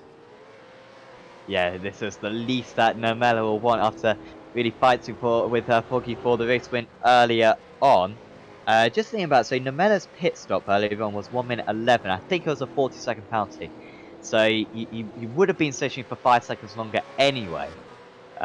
So I don't think Namella would have been able to jump Foggy in the pit stops, but it would have been pretty close, I think, between the two of them. It would have probably been about 5 seconds between the two at this point in the race. It is a massive shame that Namella's not there to really push the XVI driver, but he is going to be able to push Wilson and McKnight, gap down to 1.5 seconds now between the three of them. McKnight has really come on strong as this race has gone on. Started in 7th place with McKnight, but it wasn't a great start for him. And didn't seem to have great pace either in the early stages. But now, he's looking very good. 25.16 on that last lap. I mean, that's only 1/10 slower than the race leader. So McKnight is looking very good at the moment. And got old tyres as well. Sorry, he hasn't got old tyres. He's got relatively fresh tyres. That 42. He came into the pits, which was about quarter of an hour ago, and now down to 0.4 of a second. A little bit earlier on the brakes up the hill. If anything, Wilson perhaps just extending the gap on that occasion. They're coming up to the back of a back marker at the moment. I think that's Kip Stevens, just a little bit further up the road as they easily negotiate him. Yeah, they always say it's easier to catch than it is to lead, and I think Wilson, what he needs to focus on, we see another off there, that's Woodward, unfortunately. He's got a big off around Paddock Hill. Maybe locked up going into the corner, and unfortunately went straight on, but he's managed to avoid the walls, so that's positive for him. We'll see here. Yeah, just probably didn't hit the brake hard enough or early enough. Didn't pitch the front in quite early enough either, and he ended up going off. But luckily, as I said, he hasn't hit the wall or anything, so with any luck, we're jumping back with Wilson here. What he needs to do is just make sure he's hitting his brake at the correct points and hitting the apexes. You can't really think too much about McKnight behind him until he's within about 2/10. As soon as McKnight's behind him, he'll start filling his mirrors, and hopefully Wilson will be able to keep hitting his apexes, because the last thing he wants to do is drive at his mirrors. As he goes wide there slightly, maybe not. No, he's just taking a better line than I ever would. I mean, I think, again, that final corner, it's a bit like the one 2 corners earlier than that, where, yeah, you dip a wheel onto the grass, and it's so tricky to control the car. That is slow for Wilson. Here comes McKnight, who is one of the safest drivers I think I've ever seen. Maybe not in this series, but in the AOSC series, which we also broadcast on Apex Racing TV on a Friday morning for us Europeans, Friday night for Australians. He is in the running for the Safe Driver Award, where if you get the least amount of incidents in a... basically, you win rounds based on how many incidents you've got. So if you've got the fewest incidents, then you win a round of the championship, and he is right at the top of that. Here comes McKnight again. That is very acute into the corner. It might work out for him, though. Round the outside goes Wilson, who just carries the speed. And that was extremely brave there from McKnight, who's once again put his nose on the inside, and he's just pushing the Team Chimera driver slightly offline. Here comes McKnight again, sticks his car down the inside. Namella is onto the back of these guys, and McKnight does get past, and that was very aggressive, but it was just within the rules. It's just an astonishing series of corners there. As we see Wilson, he's under the cosh from Namella now. As we see they're hitting the brakes, and they're managing to keep it all together, and McKnight seems to have pulled away a little bit, but that was an astonishing bit of car control, racecraft from all 3 drivers, and with licenses of A and 4.99 safety rating, you would fully expect that.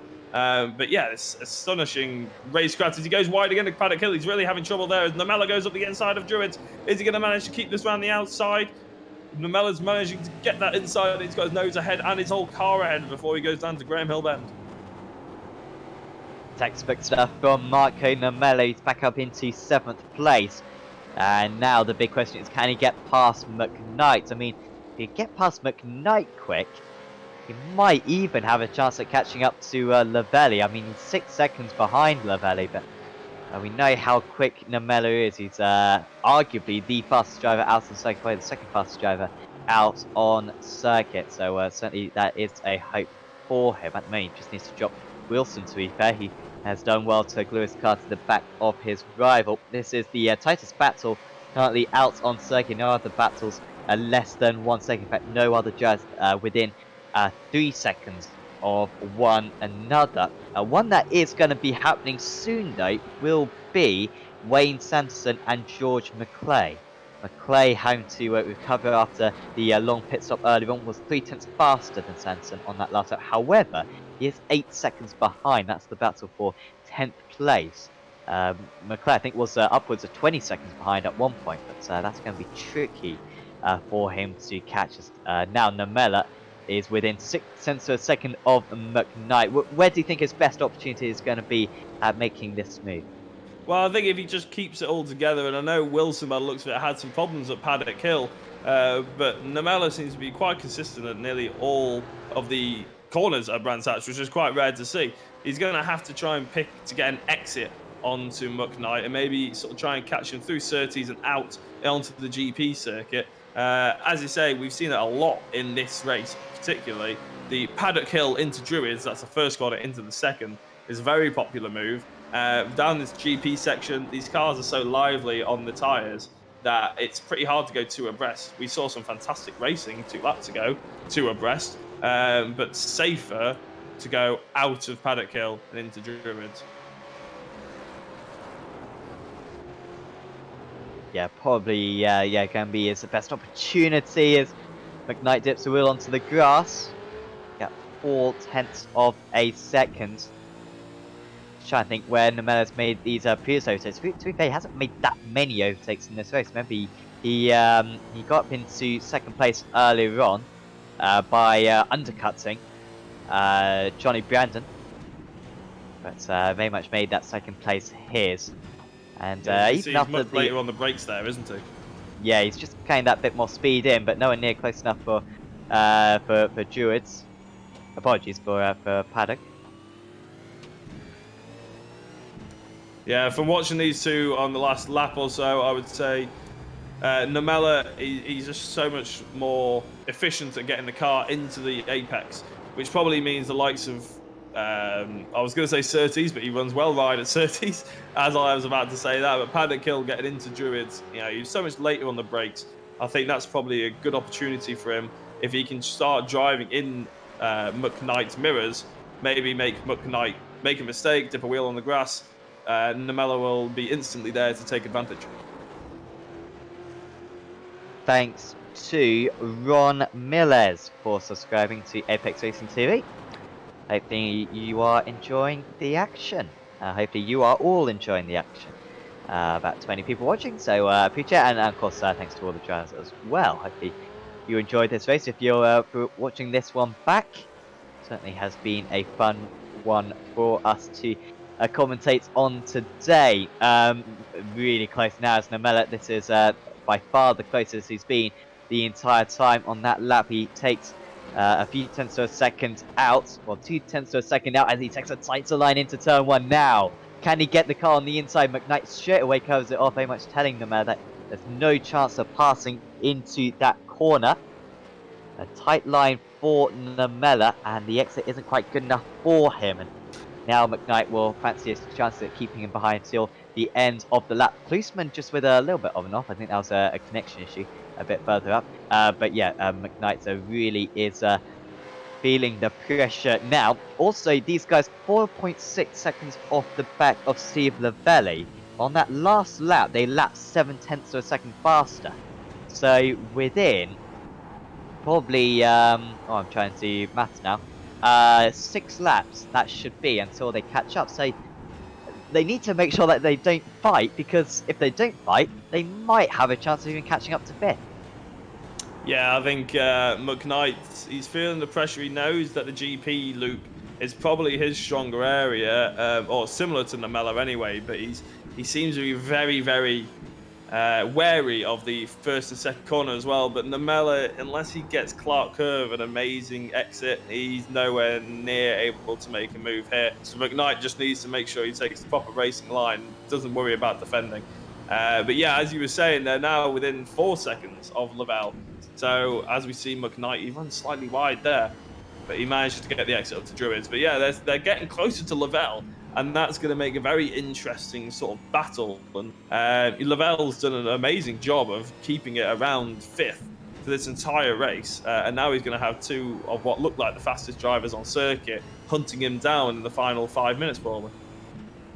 At that turn 1, at Druids, in real life, is there a number of lines you can take? Because on sim racing, it's strange that corner, because often you see drivers missing the apex, as we saw. Oh, we got that's a big off for Stevens. He's been sitting there for a little while off the track, and I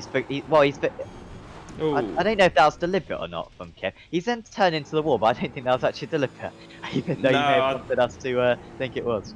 I've been behind a driver who's done exactly that in Jeanette Super Cup, about 120 miles an hour. You're heading into that wall. It's not nice. He's just dipped a wheel on the outside there and has unfortunately head straight into that wall. Luckily, this is esports and he's not hurt. But yeah, no, it's difficult. And as you were saying before about Paddock Hill, as we're going to approach it now, there is 1 or 2 lines that you can take.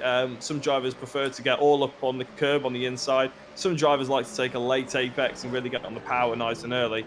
And you can sort of see the difference here. McKnight is really trying to late apex, or maybe just miss the apex slightly and slide it through, get the car turned quicker. Nomella seems to just really want to get all the way over the curb and get on the power and send a load of speed in. They're coming into back markers as well. There's the 83 car, just a little bit ahead of Adam Wright, who I believe is in his debut. Hopefully Adam has enjoyed his stay. Certainly driven very well for a driver on his debut. I say that he is 7 laps down, but it's not easy. It's not easy on your to make a debut here, and certainly has kept out of the way of the front runners very impressively. On that last lap, these guys took another 0.6 of a second out of Steve Lavelle. Gap down to 3 seconds now. They're taking out quite a bit on this lap as well. You can see how consistent it is. 0.6, 0.3, 0.7, 0.5, 0.6.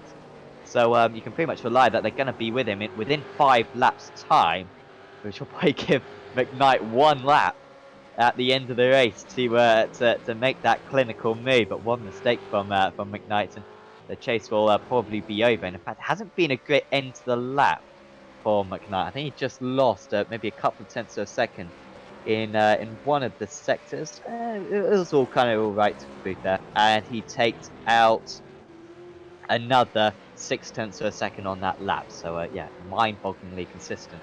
These drivers at the moment, gap down to 2.6 seconds between 5th and 6th places, and Nomella's threat seems less and less threatening after each lap that passes, to be honest. Also closing up a bit is 2nd and 3rd.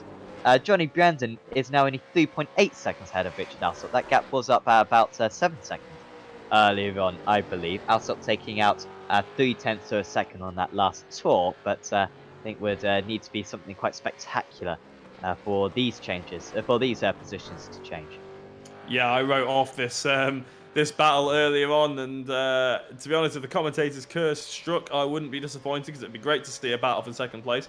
But I think, as you were saying, unless Brandon has a little bit of an off, as we've seen a few drivers do at Paddock Hill or on the GP loop, we're going to probably see this be the finishing positions, but we might see also catch up a little bit as we see Namella on the back end of McKnight. And if I was McKnight, I'd actually be hoping that Lavelle gets a bit of a move on, because the last thing he wants to do is get held up and to get into a battle and be the middle car in a battle of 3, because Namella will probably just try and make a lunge into the final few laps. As we see, he's on a much wider line here. McKnight's definitely defending there, and he's done quite well, McKnight, there, actually. Namella missed his apex, and McKnight has managed to get into Druids on the racing line and everything. So, yeah, he's done well there, as we see Namella mounting the curb at Druids and going down to Graham Hill Bend. Yeah, that was great driving right there from McKnight. Just has a fantastic line where he can take a tight entry into T1, and still carry a lot of speed through, and it just takes the pressure off. They can see the times, 6 o'clock, so the track getting cooler at the moment. Lap times also be getting a bit faster, and also tires should last a bit longer with that 26-degree track temperature. And of course, it's the 16th of May, so it's almost the correct date today, which is absolutely superb. But it's not, I guess. Instead, it's the 15th on iRacing. But pretty much what the folks at Brands Hatch will be seeing. This is in Kent, isn't it? I'm not wrong in saying that, am I? Yeah, no, yeah. Brands Hatch in Kent, just about. It's pretty much on the edge of it. Probably closer to the M25 than you would see the Channel crossing. But yeah, no, it's a fantastic circuit. It's about 1 million miles from anywhere. I live in Leeds, and it's such a long way to go. And we have to go about 3 or 4 times a year. But it's a fantastic place once you get there. And as you see on the racing now, if you're on iRacing, and we're not advocating you have to go and buy anything, obviously it's up to you. But if you're planning on getting into iRacing, Brands Hatch is certainly one of the tracks that I would probably be looking into to get first. It's a brilliant sort of driver's circuit, as you say. Really difficult to get the most out of it. I mean, to get the times that these guys are getting, it's going to be really, really difficult. But if you're just looking to sort of have a bit of fun in some great cars around a great circuit, Brands Hatch definitely one on the list. Yeah, it really is a fantastic circuit, and used in a lot of categories, GTs and single-seaters as well on iRacing. It is certainly one that people enjoy, probably the second most popular UK circuit. I mean, you were saying about how this place is obscure. I mean, I live in Norfolk, so I mean, that is, I mean, may as well be a different country, to be honest, to everyone else, with Snetterton. Very nearby. You've been to Snetterton many times? Did you go there many times? Plenty of times I've been to Snetterton, yeah, and that's another one. It seems like it should be really close. Actually, it's 1 million miles away from anywhere. Again, it's 200 miles or something like that, but it's the fact that the there's no proper motorway on the way there. At least Brands Hatch has the M25 and the M1. Yes, horse and cart is what we'd recommend to get over to this part of the world. So we have now got we've now got 2.5 minutes to go. The race leader is so we'll have the next lap and one more then remaining in this event. Yep, that's all quite basic math. So 2.5 laps for 2 laps for Foggy, 2.5 laps for McKnight to close the gap to Lavelli, and the gap's down to 1.7 seconds now. Took only quarter of a second out though, McKnight. That gap per lap has gone from about 0.6 of a second down to a quarter of a second recently. It looks as though Lavelli will have enough. We've also got this one, Wilson and Jackson getting quite close, 8th and 9th. Jackson, who of course had that spin, well, starts from the back first off, and then had a spin as well in the early stages. But last lap, Jackson caught by 0.4 of a second as we ride back on board then with Nermella. He's got 2 more attempts then going into corners 1 and 2 to get the job done. However, this time he looks distinctly further back than he has been on many occasions, and then now 1.5 seconds behind Lavelli. They took 0.6 of a second out on that last lap, so that's better. Bit of a slower lap time that time for Lavelli, and it's just given these guys slightly more hope with 2 to go that they could just catch up to the XBR. I mean, it's painful when you're catching someone for half an hour, and then you think, right at the end, oh, I just needed 1 more lap. Because in fact, McKnight now runs a little bit wide. That's going to cost him a couple of tenths. Yeah, I think while we were chatting about the different UK circuits we've seen Nicole Foggy, I think Nomella, maybe he was spinning his tyres up a little bit. He looked like he was trying to chuck the kitchen sink at it, and I think his rear tyres maybe have just gone away from him. So that might be why we haven't seen him as close making moves as he caught up to him so quickly. As we see Jackson trying to go around the outside of the GP loop, and I don't think that's going to quite happen. He's trying to tuck up the inside for the second corner. Again, that is an overtaking opportunity, but you have to be very, very alongside and committed. There's no half chances there. as he goes back up the hill. This is where we've seen a lot of drivers make mistakes on the outside. They both make the apex and they both keep it on the black stuff as well, which is good to see. As we come into the last corner of the GP loop, there's still nose to tail all the way up his gearboxes, Jackson, as he tries to move the outside. Wilson defending and still into Clark curve. That is still nose to tail. Whether they can get a run onto Paddock Hill. Jackson just trying to tuck up behind, but looks like Wilson has got a good exit there from Clark curves. Will we see a move into Druids as Jackson tries to go for the racing outside line? That's more the racing line. Mounts the curb, tries to get all up. As we see a little bit of a wobble there by Wilson, and Jackson's still trying to go the outside. That wobble luckily put him on the defensive line for Druids, and he's managed to stay in front, but he's got all kinds of trouble with the back end there. Wilson again and into Graham Hill. Jackson finally makes that move stick, and well done him. That's a good driving, not too much contact. Well, there's no contact, so good racecraft all around. As Foggy takes the victory. Yeah, Nicole Foggy then his third endurance win of the season, and it surely all but seals the season 9 of the Racetech V8 Supercar series. He extends his championship lead significantly. Season 8, apologies. Next season he's looking very strong as well. Meanwhile, Lavelli's not going to be caught. They got it down to 1 second. They needed 2 more laps though in order for anything to happen. Can McKnight though keep behind Namella, who tried so hard? Could it have been a race win? Should have certainly been a podium for Namella. It's going to end up as P7. Jamie McKnight with some great defense in the closing stages to take 6th. Behind as well, Jackson with that last lap move on Jamie Wilson. And we've also got McClay, who finally caught up to Sanderson. Oh, he's close in significantly on this lap, I think. Sanderson takes a tight lane, he's covering clean air. And can McClay get the run? Well, that sums up his day, because it was nearly enough on McClay, but it wasn't. And that early penalty for cutting the pit entry line really cost him bad, and a spin as well. Cost him so his championship very much in jeopardy now for the Texans Fitstay Motorsports driver. But there is your race winner for the 3rd time in these Enduros, by far his most tricky challenge from Namella, and Brandon pushed him pretty hard as well, but it was still Nicole Foggy winning out again. 12.2 seconds clear of Brandon, who was decently far ahead of Richard Alsop in the end. It's another XVR 1-2. Tony Klosterman from outside the top 20 finishes in 4th, but what could have been for him if it weren't for that lowly starting place? As Steve Lavelli, another exceptional drive from the club driver. I mean, if he wasn't already mathematically confirmed for the club championship, he certainly is now with that 5th place. Jamie McKnight didn't quite catch him in time, finishes in 6th ahead of Marco Namella. What could have been for the Finnish driver?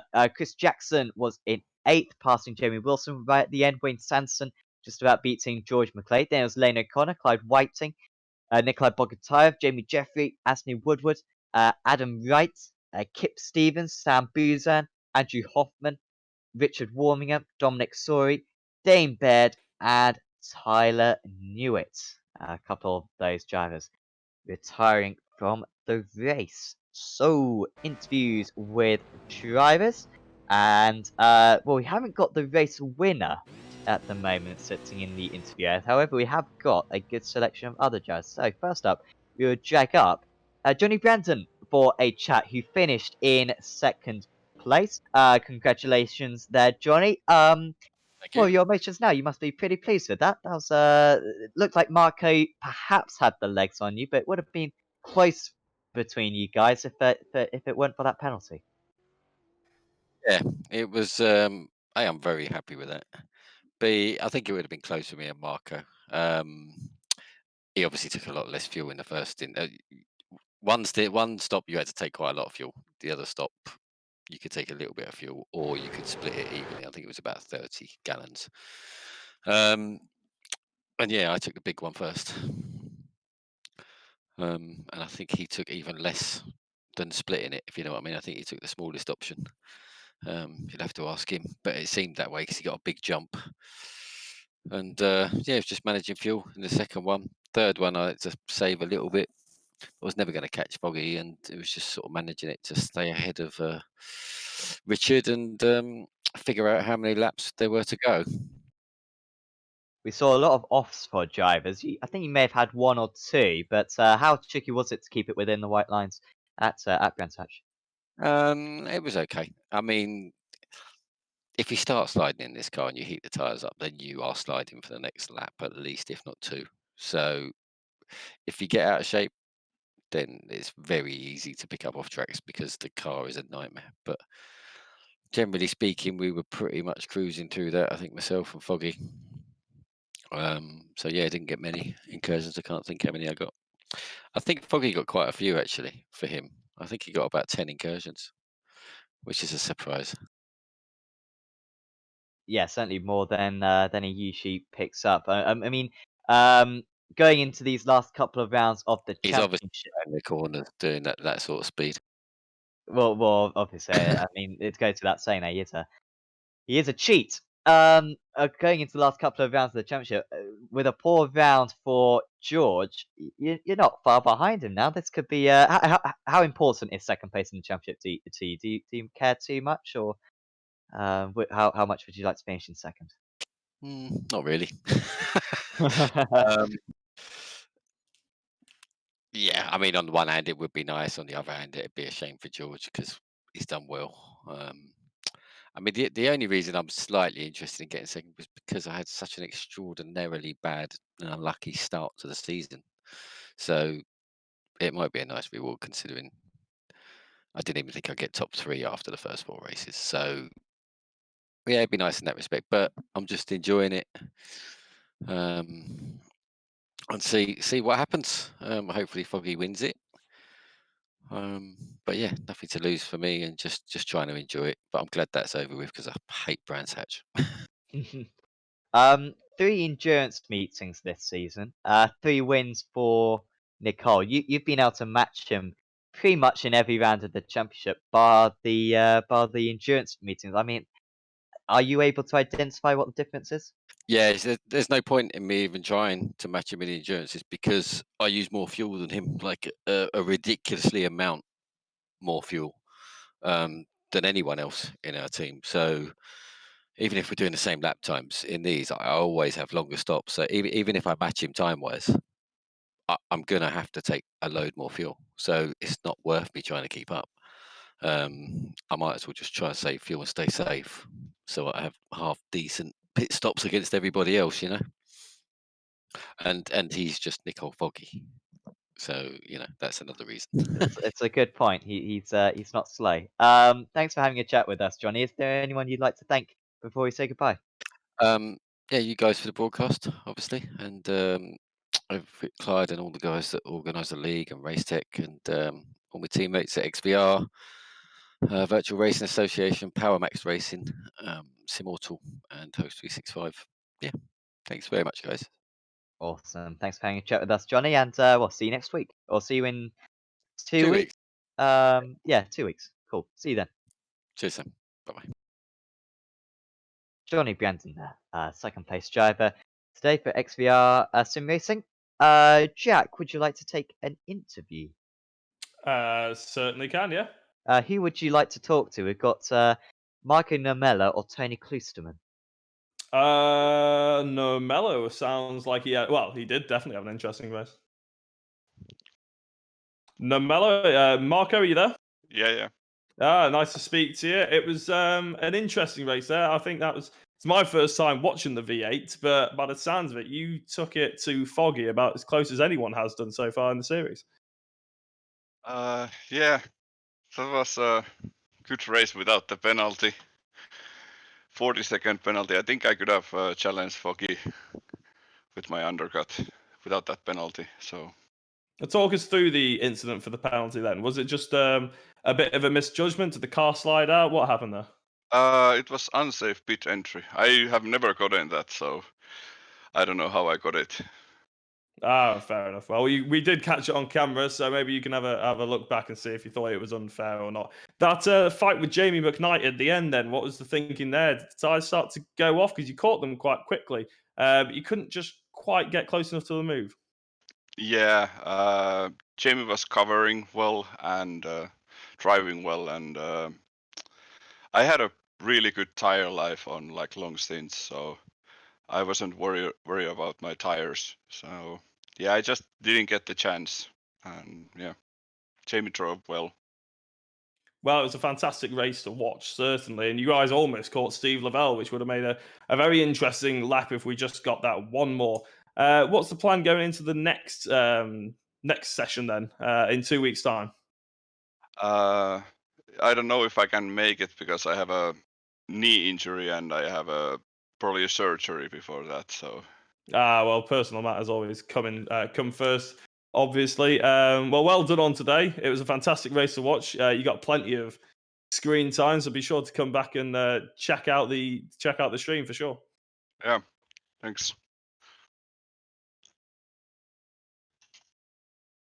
Sam, you can take the last interview. Oh, I don't know how many interviews we've got left, but if you want to chuck one out there, then feel free.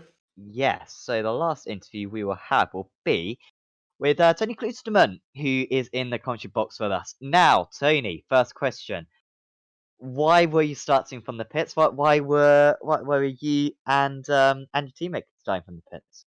Yeah, Chris and I both have had some issues the past few weeks. Chris, computer issues with some massive stuttering. You saw that at the last race.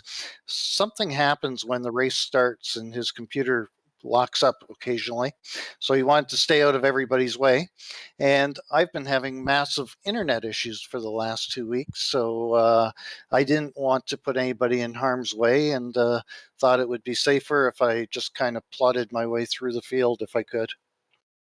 Must have been quite a satisfying race for you. I mean, you absolutely maximised that result. P4, just about beat the few drivers behind. You must be feeling very happy right now. Yeah, pretty happy with the result. It's much better than what I expected from way back there. So, yeah, happy with that. Next up, we head to somewhere a little bit closer to home, Mid-Ohio, the short circuit, even though it's not really much shorter than the normal circuit. You got much experience around there? Done a few laps around the short circuit. It's I think there's going to be some chaos actually in the first couple of corners. It's quite tight, so hopefully everybody will be on their best behavior and we actually get through the first two corners. Yeah, and I mean, so far this season, I'm trying to think how many races you've won. You've won one or two, I believe. How much would it mean to take a race victory in the last round of the championship as well? Yeah, it's always satisfying when you get a race victory, and there's three chances next round, so we'll give that a shot. Awesome. Well, best of luck for that one, Tony. Is there anyone you'd like to give a shout out to before we say goodbye? Yeah, our teammates, everybody contributes quite well. Simability, Never Quit Racing, Racetech for sponsoring our series, and you guys for doing a great job. Thank you very much. Awesome. Well, thanks for having a chat with us, Tony. And yeah, see you in a fortnight's time. Take care, guys. So that was Never Quit Racing's Tony Klusterman right there. So I think that's pretty much all the interviews done, and Jack does a pretty good round of the championship to come into the action with, because that was a very entertaining round. I mean, battles all over the place. Really did show at the checker flag we had what 3 or 4 battles, all pretty much nose to tail out there. It was absolutely fantastic for the whole 90 minutes. Yeah, I mean, I'm not usually a fan of sort of endurance racing. I prefer my racing to be sprint, prefer lots of moves, prefer lots of sort of gung-ho lunges. But we saw that for all 90 minutes, basically, on that race. The first 17 minutes, especially from the likes of Tony Klusterman, was just fantastic to watch. And Brands Hatch being as unforgiving as it is, meant that there was a lot of drivers who were doing very well who maybe fell back, and then they would have to make their way back up the field. So I think it's a fantastic round to be coming in on, and if anybody else out there has watched this for the first time, I'm sure they'll be sucked in just as much as I have been. And yeah, I can't wait, whether I'm involved in the last round or not. I can't wait to watch it because I'm invested in these drivers now. So yeah, it's been really enjoyable for me, and thank you very much, Apex Racing, for having me, Sam and Marco yourselves for sort of helping me through this round. No problem. Thanks for putting some professionality into the broadcast. Always in dire need. So we've got one more round of this championship then remaining. It'll be Mid-Ohio for 3 15-minute super sprint races coming up in a couple of weeks' time. However, there's plenty more coming up on Apex Racing TV. So tomorrow we've got the Aussie Mixed and Fixed GT Championship. We've also got tonight actually the Formula 3.5 Championship as well. That'll be quite late tonight. And I'm sure I think there's Canadian Esports Championship. Yeah, there's Canadian Esports Championship as well. Fortunately, I won't have to get up in the middle of the night to broadcast that, I hope. But yeah, tomorrow we've also got Aussie Mixed and Fixed in the morning. We've got ARL GT, the first round of the championship. Adam Hedgecock and his notepads will be around for that one along with myself. So certainly do check that out. That'll be on at 19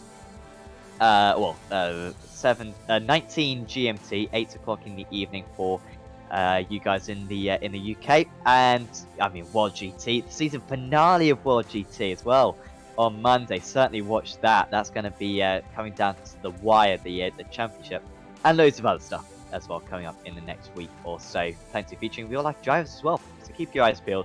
Subscribe to Apex Racing TV, turn your notifications on, and you're all sorted. But from me, from Jack, and from Marco, we're all going to say goodbye, and we will see you in a fortnight's time for the season finale of the Racetech V8 Supercar Series.